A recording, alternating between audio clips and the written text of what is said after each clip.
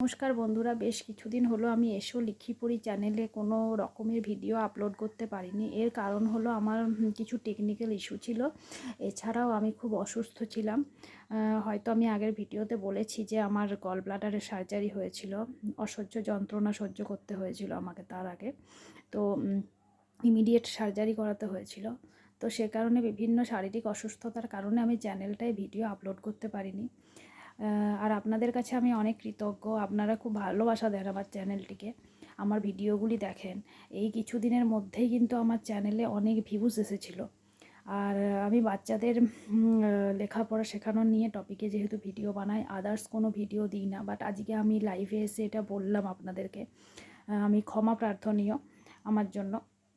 আমি ক্ষমা চাইছি আপনাদের কাছে। আমি ভিডিওটা দিতে পারি না কন্টিনিউ, বাট এরপর আমি প্রমিস করছি, মানে কন্টিনিউ না হলেও মানে প্রতিদিন একটা করে হলেও আমি ভিডিও দেওয়ার চেষ্টা করব। হয়তো 8-10টা করে পারবো না ভিডিও দিতে, কারণ ভিডিও বানানোটাও অনেক চাপের থাকে। তো ক্ষমা করে দেবেন। আর ভিডিওটি কেমন লাগলো অবশ্যই জানাবেন।